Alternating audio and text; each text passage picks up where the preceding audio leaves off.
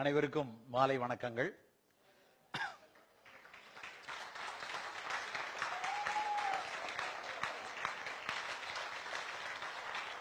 நான் பேச வந்திருக்கிற தலைப்பு உன்னை தின்னும் உணவு.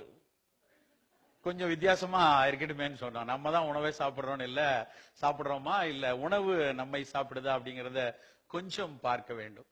ஒரு வருடம் இருக்கும்னு நினைக்கிறேன். ஒரு வருஷத்துக்கு முன்னாடி நான் ஒரு கருத்தரங்கிற்கு சென்னையில அடையாறு புற்றுநோய் மருத்துவமனையில ஒரு கருத்தரங்கு நடந்துச்சு.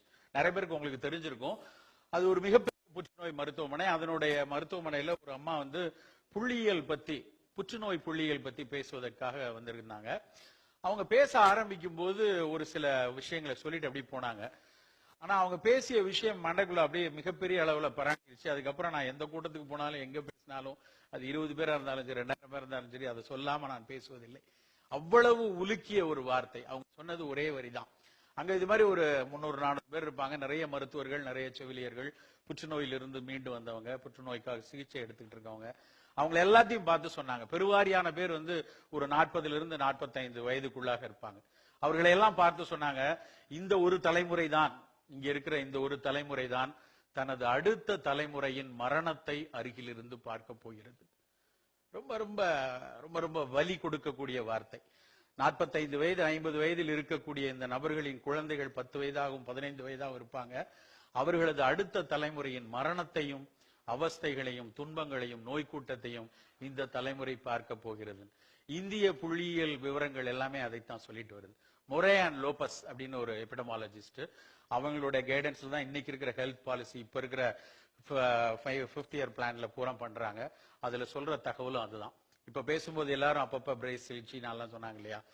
இந்த பிரேசிலை விட சீனாவை விட நம்ம ஒரு இடத்துல உயர்ந்திருக்கிறது என்ன அப்படின்னா, இங்க இருக்கிற பெருவாரியான இளைஞர் கூட்டம். 25 வயதுல இருந்து 45 வயதுக்குரிய இளைஞர் கூட்டம் இங்க நிறைய இருக்கு. இந்த மொரேன் லோபஸ் என்ன சொன்னாங்கன்னா, இந்த இளைஞர் கூட்டத்துல, இந்த 25 to 45 வயது வரைக்கும் உள்ள இந்த இளைஞர் கூட்டத்திற்கு மிகப்பெரிய சவாலாக இருக்க போறது, இன்னைக்கு இருக்கக்கூடிய இந்தியாவில் இருக்கக்கூடிய அத்தனை இளைஞர்களுக்கும் குழந்தைகளுக்கும் சவாலாக இருக்க போது தொற்றாத வாழ்வியல் நோய்கள் அப்படின்னு சொல்லக்கூடிய நான் கம்யூனிகபிள் டிசீசஸ் அப்படிங்கிறது. அந்த நான் கம்யூனிகபிள் டிசீசஸ்னா சக்கரை வியாதி, ரத்த கொதிப்பு, புற்றுநோய், மாரடைப்பு, நாள்பட்ட நுரையீரல் நோய்கள், அப்புறம் உளவியல் நோய்கள். இந்த 5 கூட்டத்துக்குள்ள எவ்வளவு பேர் சிக்கியிருக்காங்கன்னா நாமெல்லாம் கேட்டா மிரண்டுருவோம். 1000 மரணங்கள் நிகழ்கிறது என்றா 746 மரணங்கள் இந்த 5 நோய்களுக்குள்ளதான் நடந்துகிட்டே இருக்கு.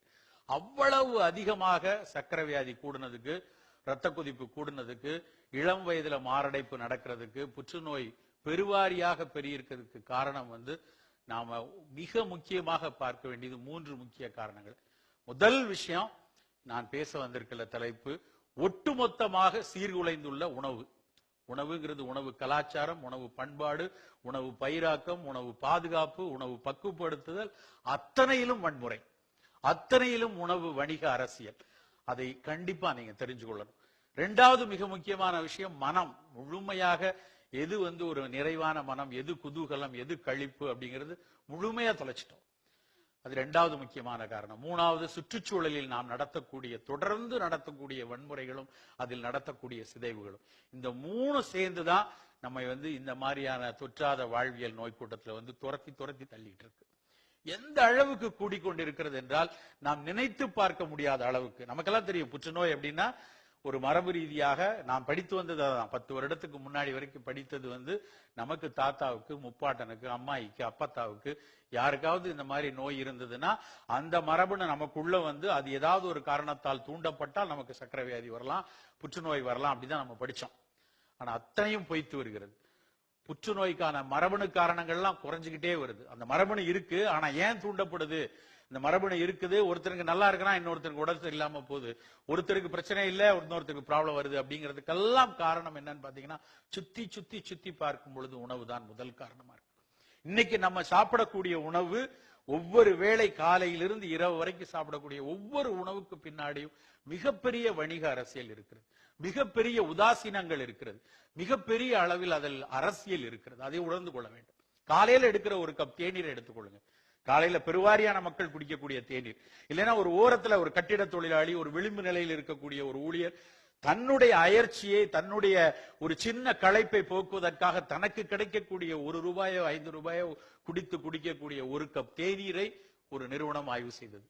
நமக்கெல்லாம் தெரியும், இந்த கோக் பெப்சில எல்லாம் நிறைய பூச்சிக்கொல்லி வந்ததுன்னு முதல்ல டெல்லியில அறிவிச்சாங்களே, அந்த நிறுவனம் தான் இதையும் பார்த்தாங்க. Centre for science and environment அப்படின்னு டாக்டர் சுனிதா நாராயணன் சொன்னது. அவர்கள் சொன்னதை நீங்கள் எல்லாம் படித்திருக்க கூடும், பெரிய அளவுல இந்து பேப்பர்ல வந்துச்சு. ஒவ்வொரு கோப்பை தேநீரிலும் உலக நாடுகள் தடை செய்து வைத்திருக்கிற 13 வகையான பூச்சிக்கொல்லிகள் அதுல இருக்கு. அது எந்த மிகப்பெரிய நிறுவனம் கொடுக்கக்கூடிய தேயிலையா இருக்கட்டும், இல்லைன்னா ரோட்டு கடைகளில் ஏலத்தில் வாங்கி வந்து கொடுத்த தேநீர் அத்தனையிலும் அவ்வளவு பிரச்சனை. சரி, தேநீர் வேண்டாம், மத்த பால் சாப்பிட்டா நல்லதுன்னு ஒரு பெரிய பரவலான ஒரு புலக்கடை பேச்சு நிலவும். எல்லார் வீட்லயும் ஒரு கப் பாலாவது குடிச்சிட்டு போப்பா செல்லம், இது சாப்பிடலன்னா ஒரு கப் பாலாவது சுடணும். பால் மிகப்பெரிய உணவு, ஒரு டம்ளர் பால் குடிச்சாச்சுன்னா டாக்டர்டே போக வேண்டாம்னு ஒரு பழமொழி எல்லாம் இருந்துச்சு. மொத்தமாக பாலை பார்த்தால் இப்பொழுது மிகப்பெரிய அச்சம் வரக்கூடிய அளவுல இப்ப நவீன ஆய்வுகள் எல்லாமே சொல்லுது.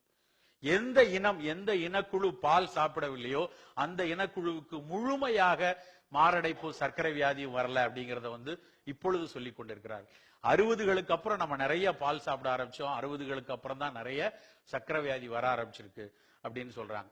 அதுவும் குறிப்பாக இந்த மாதிரி கலப்பின வீரிய பால் வந்ததுக்கு அப்புறம், பாக்கெட் பால்கள் வந்ததுக்கு அப்புறம் அதில் இருக்கக்கூடிய ஒரு புரோட்டீன் ஏங்கிற ஒரு புரதம் தான் கணையத்தை நேரடியாக போய் தாக்கி பால் அதிகமாக கொடுக்கக்கூடிய குழந்தைகளுக்கு அவர்கள் பெரியவராகும் போது பல பிரச்சனைகளை உண்டாக்குறது, குறிப்பாக சர்க்கரை வியாதி வருதுன்னு கண்டுபிடிச்சிருக்காங்க. எந்த குழந்தை அதிகமாக பால் சாப்பிடுகிறதோ அது பெண் குழந்தையாக இருக்கிற பட்சத்துல 9 வயது 10 வயதுல பூப்படைவதற்கான வாய்ப்புகள் அதிகமா இருக்கு அப்படிங்கிறாங்க. இப்படி எங்க பார்த்தாலும் ஒரு காலையில சாப்பிடுற தேயிலையில இருந்து, ஒரு பால்ல இருந்து, இப்படி எதுல எடுத்தாலுமே நிறைய ரசாயன கலவைகள். நமக்கு நம் உடல் தேவைப்படாத, நம் உடலுக்கு தேவையில்லாத, நாம் எப்பொழுதும் எதிர்நோக்காத பல்வேறு ரசாயன கலவைகள், நம் மரபணுக்களுக்கு பழக்கம் இல்லாத பல்வேறு குப்பை நச்சுக்கள் உடம்புக்குள்ள வருது. எப்படி பயிராக்கப்படுகிறது? நேற்று உங்களில் எத்தனை பேர் இந்து பேப்பர் பார்த்திருப்பீங்கன்னு தெரியல, இந்து பேப்பர்ல சயின்ஸ் அண்ட் டெக்னாலஜில ஒரு காலம் வந்திருக்கு. இன்னைக்கு நம்மளோட இங்க இந்த சேலத்திலிருந்து அருகாமையில் இருக்கக்கூடிய இந்த ராசிபுரத்துல ஒரு ஊர்ல மட்டும் அவர்கள் பயன்படுத்தக்கூடிய களைக்கொல்லி 40,000 லிட்டர். ஒரு ஊர்ல அவர்கள் பயன்படுத்தக்கூடிய களைக்கொல்லி, அதற்கு பேர் கிளைபோசைட். 1970களிலிருந்து உலகம் முழுக்க கூவி விற்கப்பட்ட ஒரு ரசாயனம் அந்த கிளைபோசைட்ங்கிற ரசாயனம். ரவுண்ட் அப் அப்படின்னு அதுக்கு டெக்னிக்கலா பேர், அதனோட கமர்ஷியல் பேர் ரவுண்ட் அப் களைக்கொல்லி. தன்னுடைய தானியம் மட்டும் நல்லா வளரணும், தன்னோட கத்திரிக்காய் மட்டும் போஷாக்கா இருக்கணும், தன்னுடைய வெண்டைக்காய் மட்டும் எந்த பூச்சியும் வராம இருக்கணும் அப்படின்னு சொல்லி பக்கத்துல இருக்கக்கூடிய அத்தனை புல் பூண்டு பூச்சி அத்தனையும் அழித்து வளர்ப்பதற்காக மான்சான்டோ அப்படிங்கிற ஒரு நிறுவனம் உலகம் முழுக்க 85% பயிர் நிலங்களில் களைக்கொல்லியாக விற்றது கிளைபோசைட். 10 ஆண்டுகளுக்கு முன்னாடி நான், நம்மாழ்வார் அவங்க எல்லாம் ஒரு ஊடக நிகழ்ச்சிக்காக போயிருந்தோம். இந்த மரபணு மாற்ற பயிர்கள் வேண்டான்னு சொல்லி பேசும் பொழுது, பூச்சிக்கொல்லியிலேயே நாங்கள் செத்து கொண்டிருக்கிறோம், களைக்கொல்லியில் செத்து கொண்டிருக்கிறோம், இதுல புதுசா மரபணு வேற கொண்டு வரீங்களே அப்படின்னு சொல்லி எதிர்த்தரப்பிடம் விவாதம் வைத்த போது அங்கிருந்த ஒரு பேராசிரியர் எழுந்து சொன்னார், உங்களுக்கு யாருக்காவது தெரியுமா எந்த களைக்கொல்லியாவது, எந்த பூச்சிக்கொல்லியாவது புற்றுக்காரணின்னு உலக சுகாதார நிறுவனம் சொல்லியிருக்கா அப்படின்னு வாதிட்டார். அப்பொழுது அது பற்றிய பேச்சுதான் இருந்ததே ஒழிய அதுக்கான ஆதாரங்கள் இல்லை. ஆனால் இன்றைய நிலைமை என்ன தெரியுமா? உலக சுகாதார நிறுவனம் பட்டியலிட்டுட்டாங்க. இன்றைக்கு புற்றுநோய் காரணிகளாக வரக்கூடிய மிக முக்கியமான காரணியாக இதே கிளைபோசைட்டை உலக சுகாதார நிறுவனம் போன மார்ச் 12ஆம் தேதி பட்டியலிட்டுக்கிட்டாரு. அன்னைக்கு எங்களிடம் எதிரில் பேசின அந்த அதிகாரி ரிட்டையர்ட் ஆகி போயிட்டார். இன்னும் அந்த ஆவணம் நம்ம ராசிபுரத்துக்கும், இங்க இருக்கிற கோனேரிப்பட்டிக்கும், இங்க இருக்கிற சேலத்துக்கும் இந்த ஆவணத்தின் மீதான நடைமுறைக்கு இந்த களைக்கொல்லியை இந்த ஊரை விட்டு விரட்டுறதுக்கு இன்னும் 30 வருஷம் ஆகும். ஆனா அதுக்குள்ள எத்தனை வீடில் எத்தனை பேர் நாம் புற்றுநோயாளிகளை பார்க்க போறோம் நமக்கு தெரியாது. வயநாடு, நம்ம கேரளாவுக்கு பக்கத்தில் இருக்கக்கூடிய கேரளால இருக்கக்கூடிய வயநாடுல 1987 இருந்து 96க்குள்ள கிட்டத்தட்ட 9 ஆண்டுகள்ல அவர்கள் முந்திரி பருப்பை நல்லா விற்பனை செய்வதற்காக, வளர்ப்பதற்காக, ஏலக்காயை வளர்ப்பதற்காக எண்டோசல்வானை தெளித்து வளர்த்தாங்க. என்ன நடந்தது தெரியுமா? 87 96ல மட்டும் அந்த வயநாடில் 40 கிலோமீட்டர் ரேடியஸ்ல 830 விவசாய குழந்தைகள் மன வளர்ச்சி இல்லாத குழந்தைகளாக பிறந்தாங்க. இன்றைக்கு வரைக்கும் எண்டோசல்பான் இங்கே விற்பனை செய்யப்பட்டுக்கிட்டு இருக்கு. 1992 யூஎன்ல ரெசல்யூஷன் கொண்டு வந்து அதை எடுத்துருங்க வேண்டான்னு சொல்லிட்டாங்க. தொடர்ந்து மீண்டும் மீண்டும் எண்டோசல்ஃபான் பயன்படுத்தப்பட்டு வருது. இன்னைக்கு கிளைபோசேட் போன மாசம் தான் சொல்லியிருக்காங்க. என்றைக்கு இங்க இருந்து போகும்னு தெரியாது. ஒண்ணு பயிராக்கத்துல இவ்வளவு பிரச்சனைன்னா, அடுத்து பாதுகாப்புறதுல பாத்தீங்கன்னா நமக்கு தேவையில்லாத பல உணவுகள் பாதுகாக்கப்பட்டு எங்கேயோ ஒரு நாட்டில இருந்து எங்கேயோ ஒரு தொழிற்கூடத்திலிருந்து நம்ம வீட்டு அடுப்பங்கரைக்கு வருவதற்காக எத்தனை தேவையில்லாத நச்சுக்கூறுகள் அதற்குள் தெளிக்கப்படுகிறது நம்ம உணர்ந்து பார்க்கணும். நமக்கு எல்லாம் தெரியும். நமக்கு வந்து காலை உணவுனா நம்ம வந்து இட்லி சாப்பிட்டோம், தோசை சாப்பிட்டோம். ஃபுல்லா புதுசா நிறைய புகுந்திருக்கு. பிளேக்ஸ், எங்க பார்த்தாலும் கார்ன்ஃபிளேக்ஸ். பிளேக்ஸை போடுங்க, பாலை ஊத்துங்க, கொஞ்சம் சாப்பிடுங்க. விட்டமின் ஏ இருக்கு, டி இருக்கு, கரிஷ்மா கபூர் மாதிரி இடுப்பு வேணுமா, கே சீரியஸ்ல ஒரு இது இருக்கு, வித்துக்கிட்டே இருக்காங்க ஏகப்பட்ட பிளேக்ஸ். இதெல்லாம் கொஞ்சம் பிளேக்ஸ் வந்து சோளத்துல இருந்தா வருது. சோளம் நல்ல தானியம் தான். அந்த நல்ல தானியம் அவலாக மாறுவதற்குள் எத்தனை வன்முறை நடத்தப்படுகிறது கொஞ்சம் உற்று பார்க்கணும். சோளத்தை 100 டிகிரியில வேக வச்சு 60 டன் எடையுள்ள எந்திரத்தால தட்டையாக்கி 120 டிகிரியில 220 டிகிரியில மீதி இருக்கிற நீர்த்துவத்தை பூரா உறிஞ்சிட்டு அந்த குப்பை சக்கைய அது கெட்டு போய் விடக்கூடாதுங்கிறதுக்காக ஒரு ரசாயனம், ஒன்னாக இணைந்து விடக்கூடாதுங்கிறதுக்காக சிலிக்கேட் உப்புகள், அது மேலும் பொலபலன்னு உதிர்ந்து வரணுங்கிறதுக்காக நைட்ரஜன் பிளஷ் பேக்கிங், அதுக்கப்புறம் தன்னுடைய நிறுவனத்தின் பிரத்யேகமான மனம் வேணும், மீண்டும் மீண்டும் இந்த கம்பெனியோட பிளேக்ஸ் தான் வேணும், உங்க வீட்டு குழந்தைகள் அடம் பிடிப்பதற்காக பிரத்யேகமாக அந்த கம்பெனி காப்புரிமை பெற்ற மனம். யார் இதெல்லாம் கேட்டாங்க? உங்க உடம்பு கேட்டுச்சா? யாருக்கும் தெரியாது. ஆனா ஒவ்வொன்றிலையும் லிஸ்ட் போட்டிருப்பாங்க. நீங்க போய் அதனோட இன்கிரீடியன்ஸ் பாத்தீங்கன்னா FDA அப்ரூவ்ட், FSSAI அப்ரூவ்ட். உன் உடம்பு அப்ரூவ்டா? யாருக்கும் தெரியாது. எல்லாம் ஒன்னா கலக்கி அதை வந்து பேக் பண்ணி வந்து கொண்டு இருக்கிறோம். நண்பர்களே, நாம் ஒவ்வொன்றையும் உற்று பார்க்க வேண்டிய காலகட்டத்தில் தான், நெருக்கடியான காலகட்டத்தில் தான் இருக்கிறோம். இந்த காலகட்டத்தை நாம தொலைச்சிட்டோம்னா என்ன நடக்கும்னே தெரியாது. ஒரு 2 மாதங்களுக்கு முன்னாடி நடந்த சர்ச்சை உங்களுக்கு எல்லாம் தெரிஞ்சிருக்கும். நூடுல்ஸ் வேண்டான்னு ஒதுக்கி தூர போட்டோம். நூடுல்ஸ்ல இவ்வளவு குப்பை இருக்கு. பல ஆண்டு காலமாகவே நூடுல்ஸ் வேண்டான்னு சொல்லிட்டு இருந்தோம்.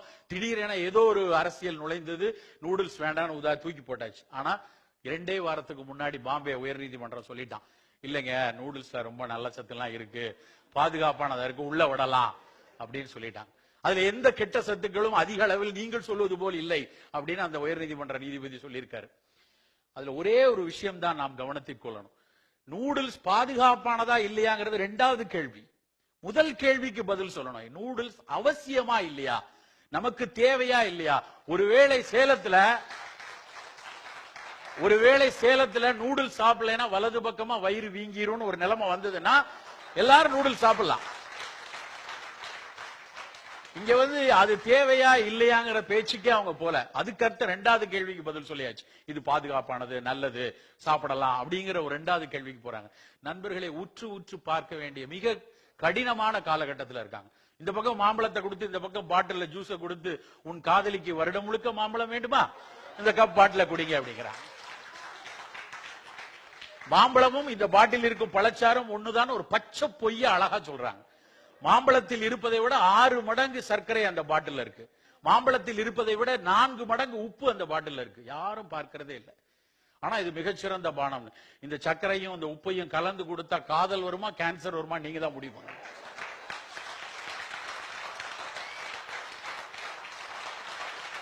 நண்பர்களே, நாம் மிக எச்சரிக்கையாக இருக்க வேண்டிய காலம். மிக மிக ஆழமாக நமக்கு கொடுக்கக்கூடிய உணவுகள் நமக்கு அவசியமா, நமக்கு தேவையா, நம் உடலை அது எந்த விதத்திலும் எந்த விதத்திலும் கெடுதல் கொடுக்குமா, இன்றைக்கு இல்லாமல் வேறு தினத்தில் பிரச்சனை கொடுக்குமா, நாம் சாப்பிட்ட உணவு கழித்ததற்கு அப்புறம் கூட இந்த மண்ணுக்கு கேடு கொடுக்குமா என்று சிந்திக்க வேண்டிய காலகட்டத்தில் நாம இருக்கோம். கொஞ்சம் எச்சரிக்கையாக இல்லாமல் தவறிட்டோம்னா பல நச்சுக்கள் விதைக்கப்பட்டு கொண்டே இருக்குது.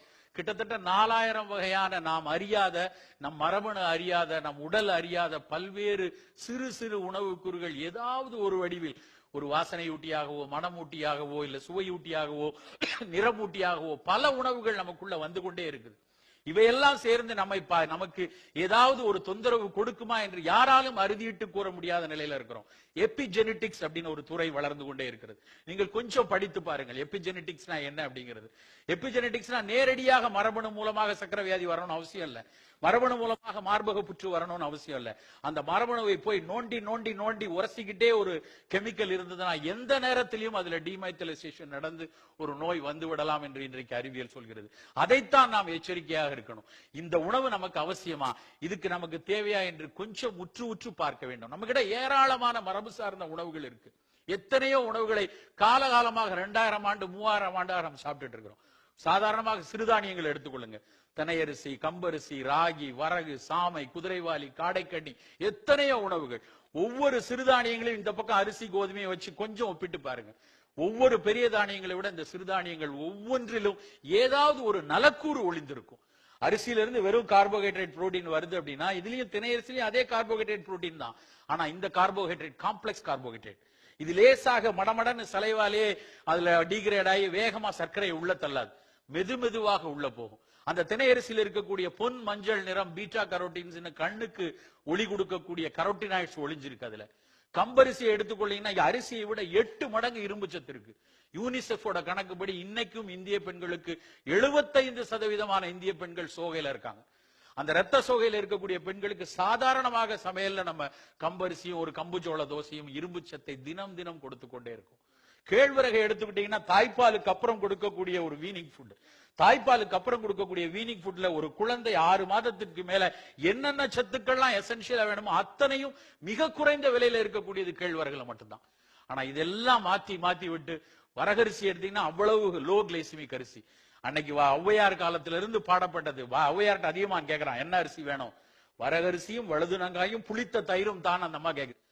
அவ்வளவு தூரம் மிக அன்றைக்கும் பல பாரம்பரிய அரிசிகள் மிகப்பெரிய அரிசிகள் இருந்த காலத்திலேயே வரகரிசியை தேடி அந்த அம்மா கேட்கிறாங்கன்னா அது ஒரு அறிவார்ந்த அந்த அம்மையார் கேட்கக்கூடியதுக்கு பின்னாடி எவ்வளவு ஒரு உண்மை இருந்திருக்கும். நம்ம அதெல்லாம் மறந்துட்டு வாயை பொளந்து இந்த டெம்பரோ மேண்டிபுலார் ஜாயிண்ட் உடஞ்சிற மாதிரி பர்கரை வாயில வைக்கிறோம். ஆண் எப்படி எப்படி சாப்பிடணும்னு ஒரு வித்தையே கொடுத்திருக்காங்க. ஒரு சாப்பாட கையில பிட்டு வாயில சுவைச்சு நல்ல மென்று சாப்பிடணும். நம்ம நொறுங்க தின்றால் 100 வயதுன்னு சொல்லி கொடுத்திருக்காங்க நம்ம ஊர்ல. ஆனா நம்ம வாயை பொளந்து அதுக்கப்புறம் அவனை கொட்டாவே விட முடியாது. அப்படி ஒரு நிலைமையில பர்கரை வாங்கிட்டீங்க. ஒவ்வொரு வேளையிலும் ஒரு உணவை சாப்பிடும் போது எப்படி சாப்பிடணும்னு ஆசார கோவையில இருக்கு. கிடந்து உண்ணார், சாப்பிடும் போது உரையார், பேசாம சாப்பிடு அப்படி. ஆனா இங்க என்னன்னா கண்ணு டிவி பார்த்து அழுதுகிட்டே டிவி பார்த்துட்டு இருக்கும், காதுல செல்போன் இப்படி வந்திருக்கும். ஆதவன் தீட்சணியா ஒரு இதுல எழுதியிருக்காரு ஓரக்கழுத்தான் தேசம்னு. இங்க பல பேர் இப்படிதான் போயிட்டு இருக்கான், செல்போனை இப்படி வச்சுட்டு. இன்னும் ஹெல்மெட் வந்ததுக்கு அப்புறம் ஹெல்மெட்டுக்குள்ள சொருகி காதோட வச்சுக்கிட்டு தான் வண்டியில போயிட்டு இருக்காங்க. இப்படிக்குதான் உணவு இருந்த விஷயமும் நடக்குது.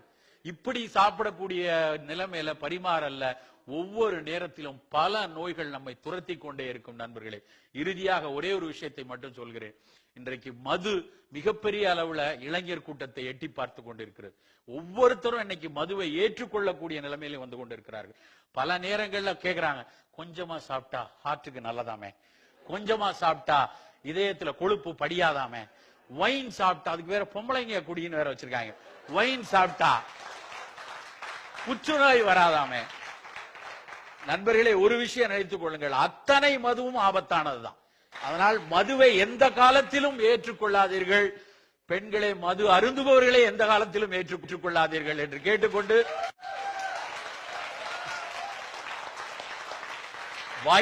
வாய்ப்பளித்தமைக்கு நன்றி கூறி விடைபெறுகிறேன். வணக்கம்.